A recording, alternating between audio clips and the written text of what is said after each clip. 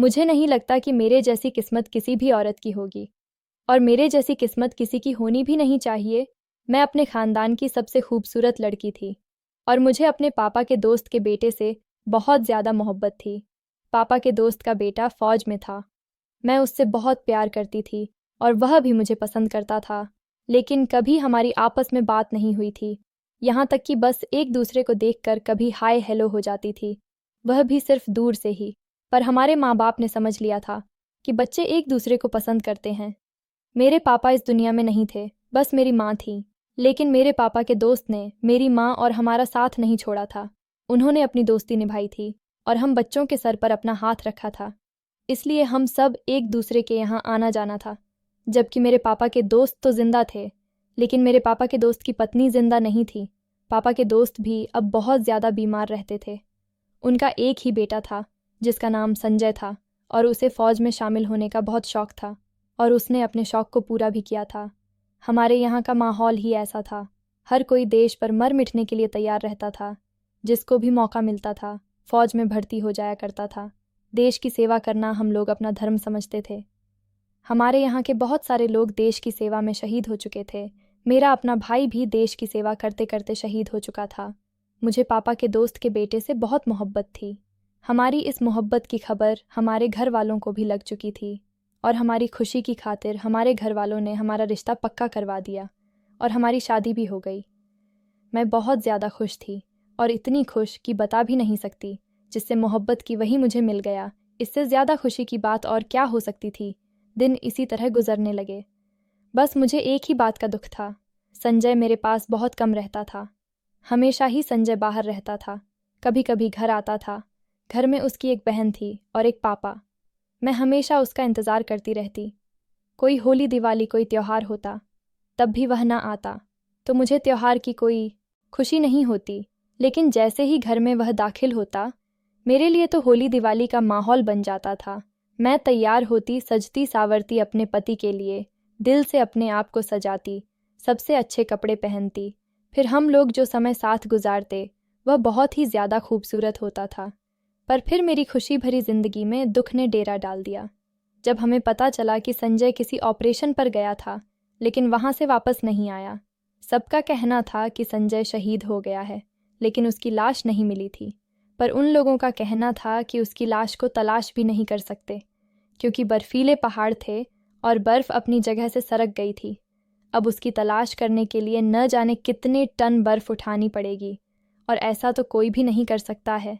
इस तरह की कहानी उस इलाके से पहले भी सुनी जा चुकी थी, और मुझसे पहले भी औरतें थीं जिनके पति लापता हो गए थे, लेकिन फिर सारी ज़िंदगी वापस नहीं आए थे।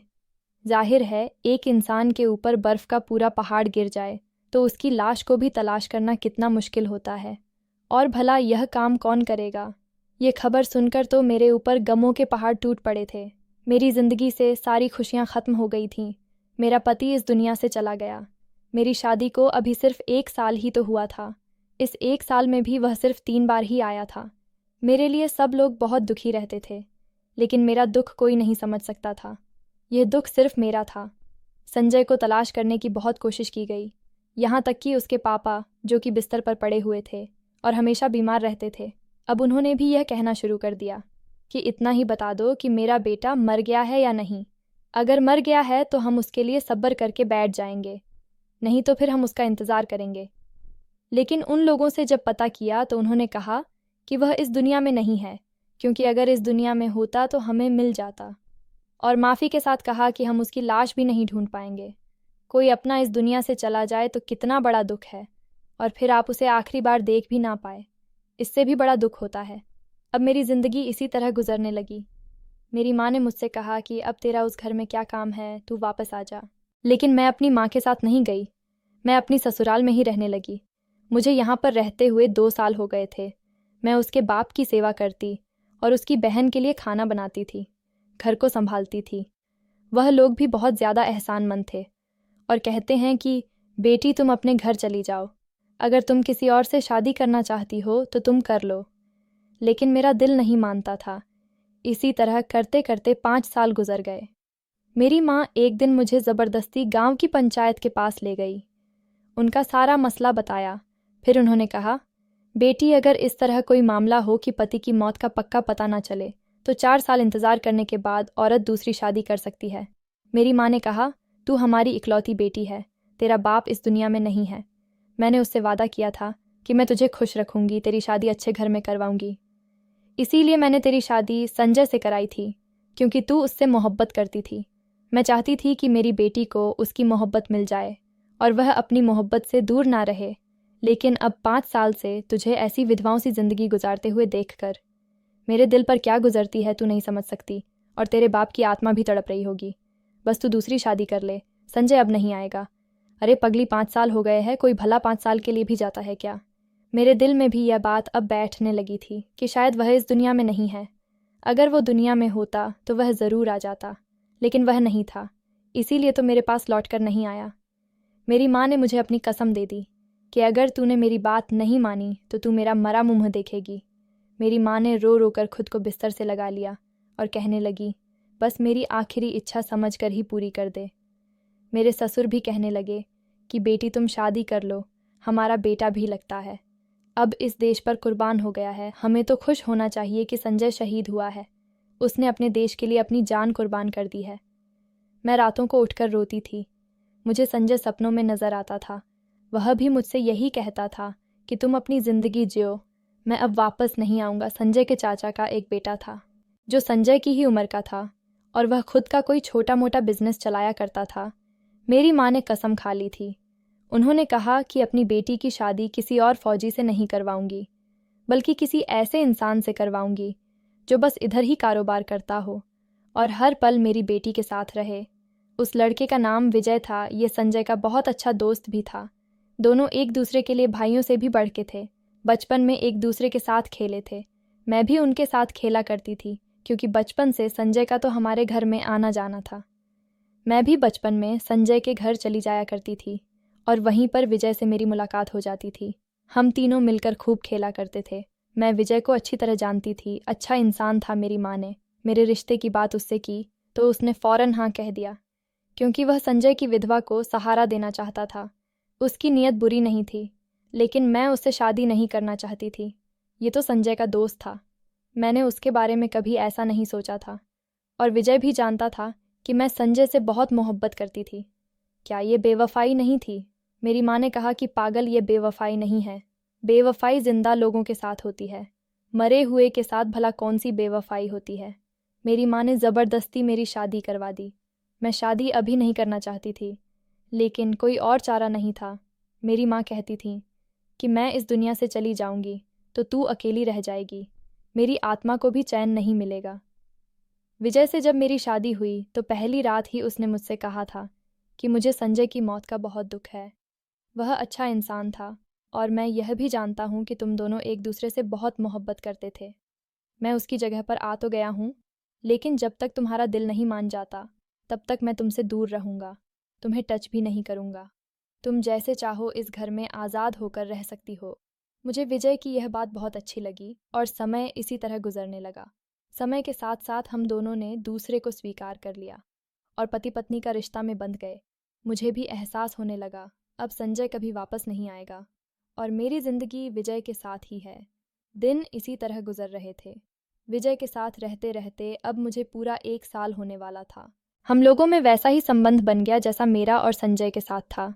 हम इसी तरह एक दूसरे से हंसी मजाक करने लगे, एक दूसरे को अपने दिल की बातें बताने लगे और वह भी मुझे सारी बातें करता था कि आज मैंने ऐसा किया, आज इतने ग्राहक आए, आज इतनी कमाई हुई, मैं आगे यह करना चाहता हूँ, मैं घर के लिए कोई अच्छी सी चीज़ लेना चाहता हूँ। उसने मेरे लिए बहुत सारी गहने भी बनवाई थे, क्योंकि हमारी शादी तो इसी तरह हुई थी, यानी कि बस बहुत ही सादगी से हो गई थी। पर विजय ने कहा कि तुम मेरी पत्नी हो, मैं चाहता हूँ कि तुम्हारी कलाइयाँ खाली ना रहे। उसने मेरे लिए सोने की चूड़ियाँ बनवाई थीं और उसने कहा था कि इनको हमेशा पहन कर रखना। मुझे ऐसा लगने लगा था कि बस यही ज़िंदगी है, गुजर ही जाएगी, इसको अच्छे तरीके से जीना चाहिए। ऐसे भी लोग हैं जो ज़िंदगी से दूर हो जाते हैं या जिनकी जीते जी ज़िंदगी बर्बाद हो जाती है।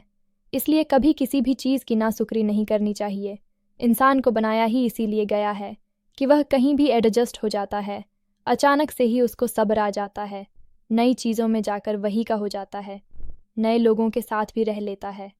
एक लड़की अपनी सारी जिंदगी एक घर में गुजरती है, लेकिन सिर्फ अग्नि के समक्ष 7 फेरे लेते ही वह किसी पराये घर को अपना घर समझने लगती है, और अगले ही दिन से वह यह भी कहना शुरू कर देती है कि अपने घर जा रही हूँ।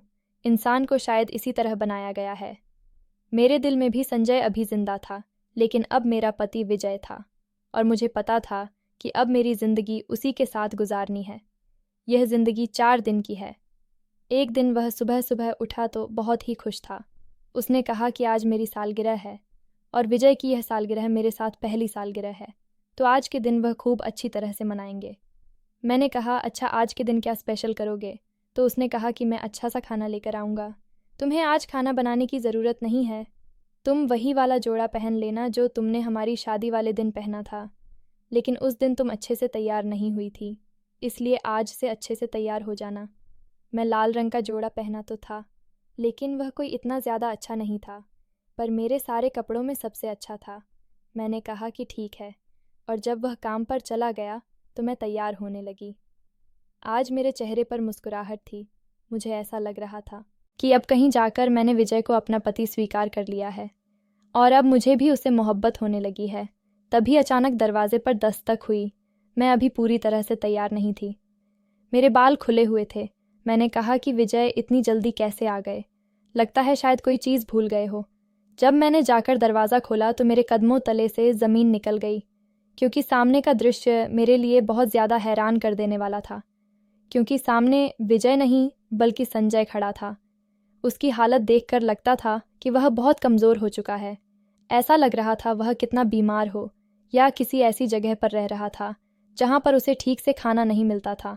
लेकिन मैं फ़ौरन पहचान गई थी, यह तो संजय ही है। उसकी आंखों में भी आंसू थे।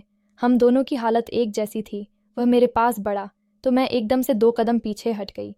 मुझे याद आ गया कि अब तो मैं विजय की पत्नी हूँ, संजय की नहीं। लेकिन यह क्या हो गया? उसने कहा, क्या बात है, मुझसे दूर क्यों भाग रही हो? मैं कितने सालों बाद आया हूँ और तुम मुझसे दूर भाग रही हो। तुम्हें पता है मैं कहाँ था, कितनी मुश्किल से तुम तक पहुँचाऊँ, पर तुम मुझसे दूर हो रही हो। तुम विजय के घर में क्या कर रही हो? मैं तुम्हारे घर गया था, तुम्हारी माँ वहाँ पर नहीं थी, पर सामने वालों ने मुझे बताया कि तुम मुझे विजय के घर पर मिलोगी। मैं संजय से कहा कि अंदर तो आओ, अंदर आकर बैठो। मुझे समझ नहीं आ रहा था, मेरी हालत अजीब सी हो गई थी। ऐसा लगता था कि कोई जिंदा रहना चाहता है और अब उसके सामने मौत आकर खड़ी हो गई है, जबकि पहले वह मौत मांगता रहा है। संजय ने मुझे बताया कि मैं बहुत ही बुरे हालात में था। मैं एक छोटे से गांव में फंस गया था, जहां पर लोगों को मेरी भाषा भी नहीं आती थी। मेरी हालत बहुत बुरी थी। मेरी ना जाने कितनी हड्डियां टूटी हुई थीं। उन्हीं लोगों ने मेरा इलाज किया। वह कोई जंगली लोग थे और अब वह मुझे वापस नहीं आने देना चाह रहे थे। उन्होंने मुझे कैद करके रखा था। उन्हें लगता था अगर मैं वहाँ से निकल आया तो मैं उनके रहने की जगह को सब लोगों को बता दूंगा, और उनके रहने की जगह पर पहुँच जाएंगे और उनके बारे में जांच पड़ताल करेंगे, क्योंकि वह लोग बहुत ही अजीब थे। सदियों से उनका कबीला उस घने जंगल के बीच में रह रहा था, और फिर मैं भी वहीं पर रहने लगा। एक दिन मौका देखकर मैं वहाँ से भाग निकला और बड़ी मुश्किल से तुम तक वापस पहुँचा हूँ, इसलिए सब कुछ बहुत ज़्यादा मुश्किल था। वह हिंदुस्तान की बॉर्डर से निकलकर किसी और ही इलाके की बॉर्डर में चला गया था, और वहाँ से घूमता हुआ खुद को बचाता हुआ वापस हिंदुस्तान आया है, क्योंकि वह एक फ़ौजी था। उसे बहुत मुश्किल का सामना भी करना पड़ा था। आज संजय मेरे सामने बैठा था। जब उसने अपनी कहानी सुनाई तो मेरी आंखों में आंसू आ गए। वह फिर से मेरा हाथ पकड़ने की कोशिश करने लगा कि मैं पीछे हट गई। मैंने उसे पानी पिलाया और पूछा, क्या खाओगे? संजय कहने लगा, जो भी खिलाओगे वह खा लूँगा। मैं उसके सामने खाना रख दिया। उसने कहा, तुम्हें कब से यह खाना पसंद आने लगा?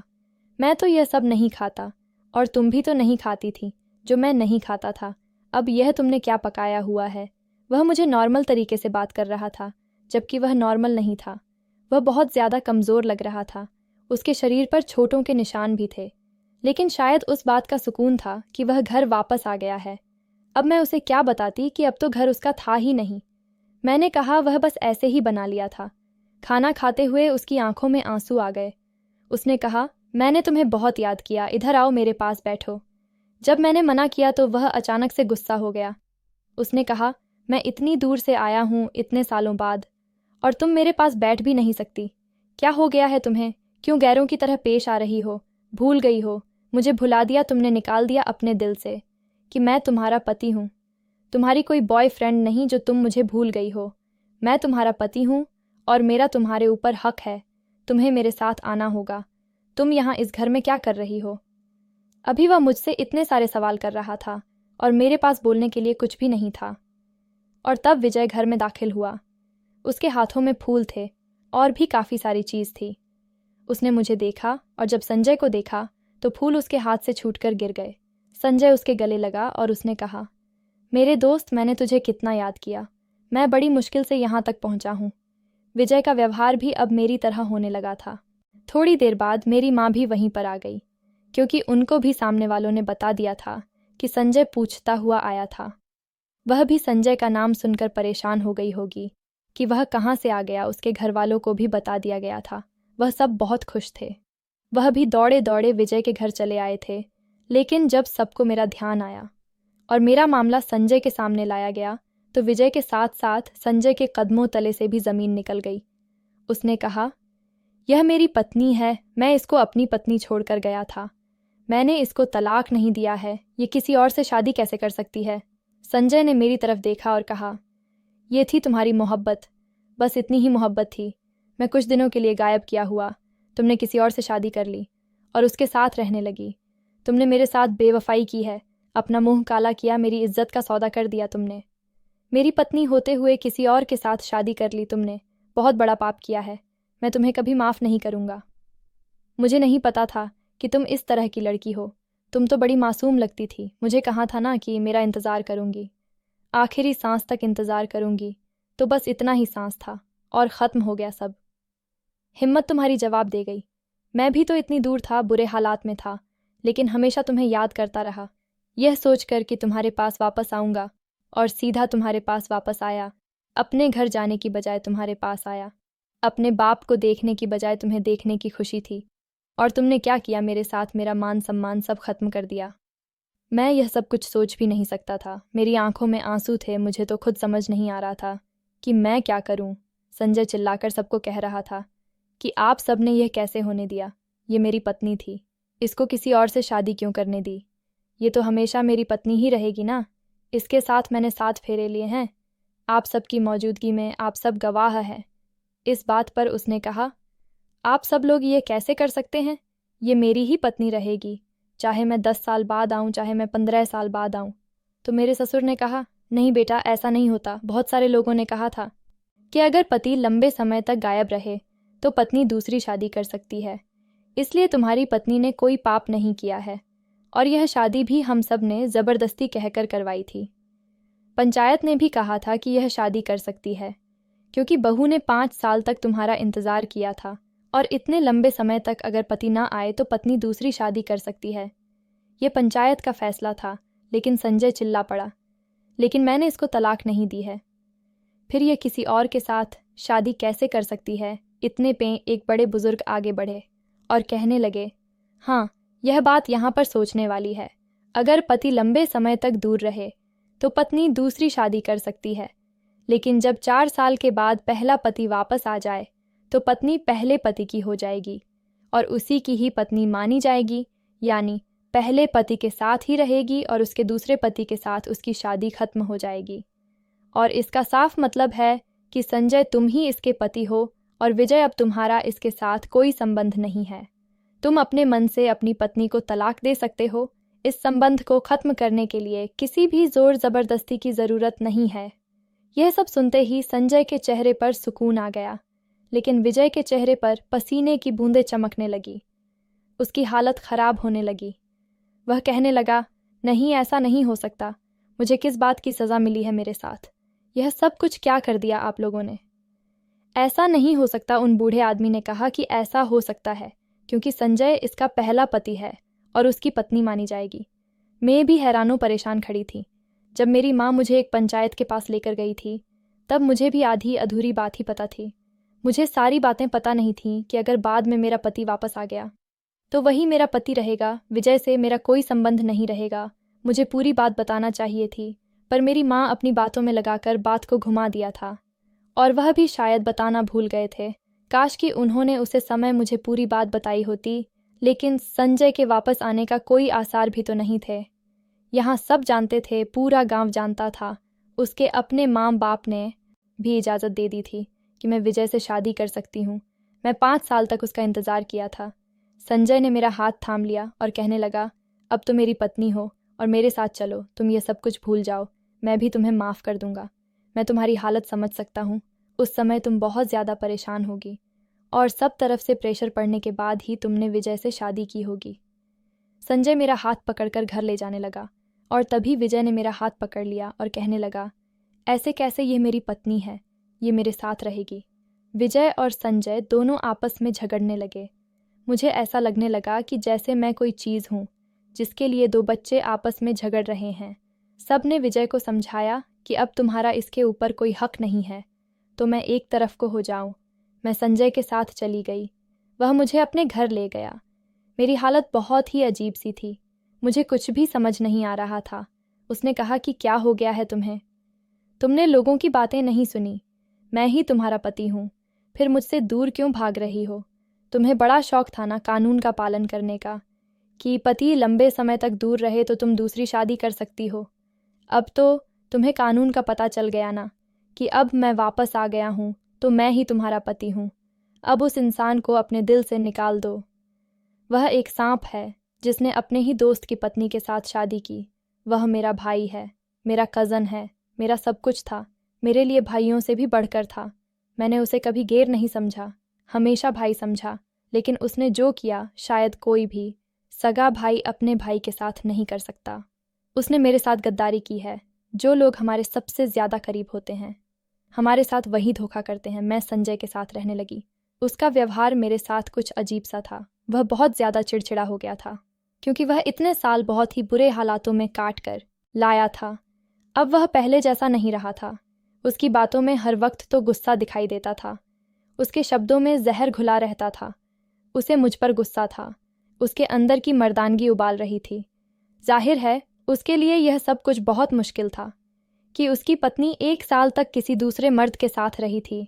मैं समझ सकती थी, लेकिन धीरे धीरे अब वह ठीक होने लगा।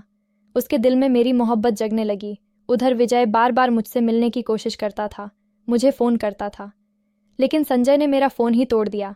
अब इसमें मेरी क्या गलती थी? मैं उससे कोई संबंध भी नहीं रखना चाहती थी, क्योंकि अगर लोगों की बात ठीक थी तो फिर संजय ही मेरा पति था। मेरी किसी और के साथ संबंध रखने की कोई ज़रूरत भी नहीं थी। लेकिन मैं बहुत बेचैन थी, सारी सारी रात रोती थी। ये सोचती थी कि मेरी ज़िंदगी तो नरक बनकर रह गई है। ये सब कुछ मेरी माँ ने किया था।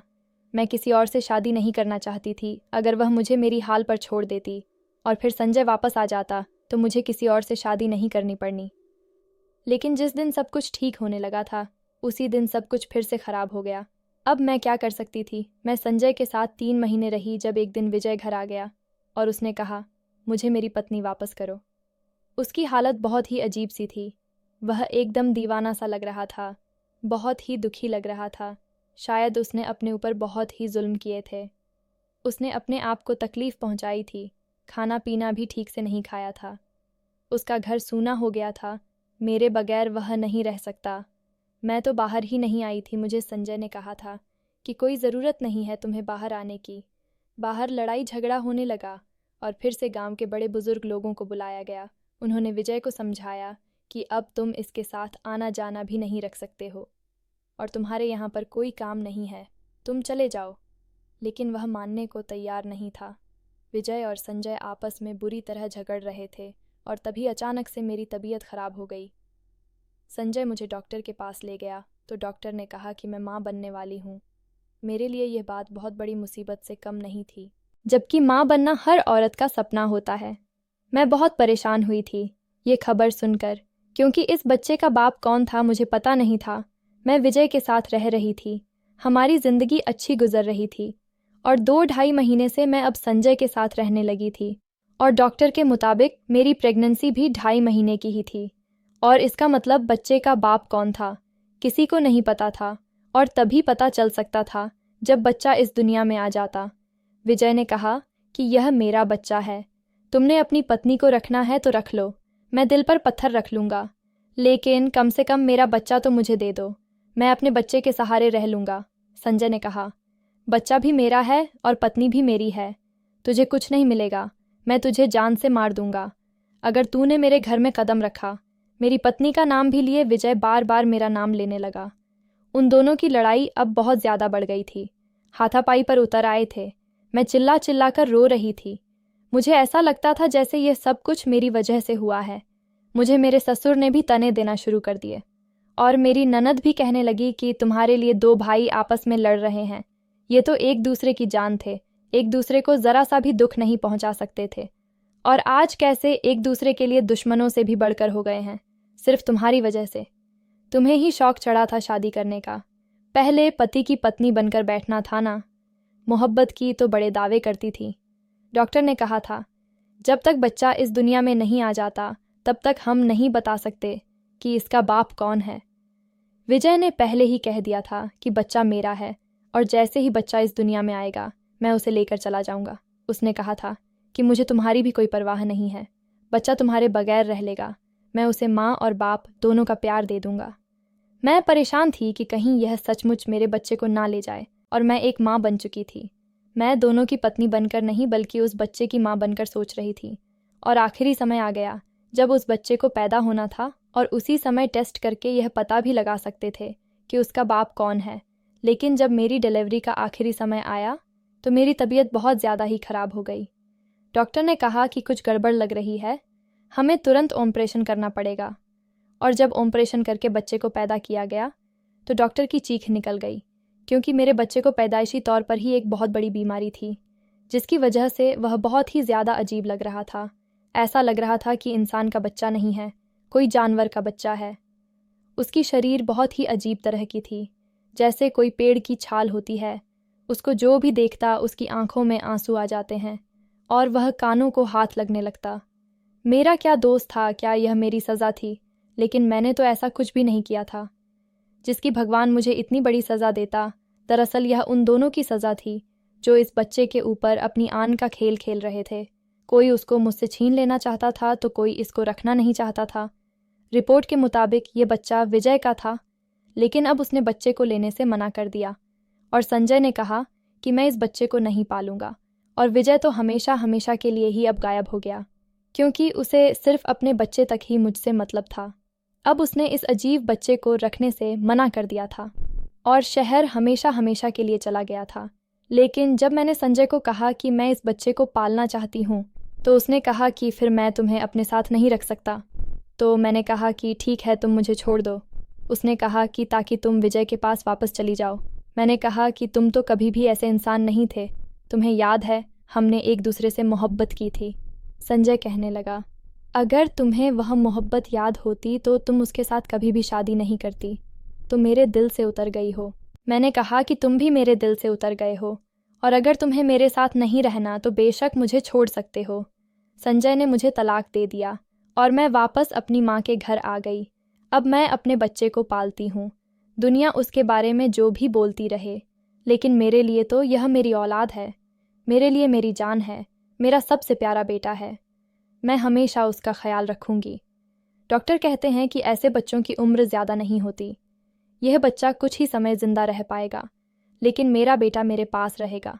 मैं अपनी पूरी कोशिश करूँगी और अपनी जी जान से अपने बेटे की सेवा और परवरिश करूँगी, ताकि वह ज़्यादा से ज़्यादा समय तक मेरे पास रहे। मेरी ज़िंदगी का मकसद सिर्फ़ और सिर्फ यही है।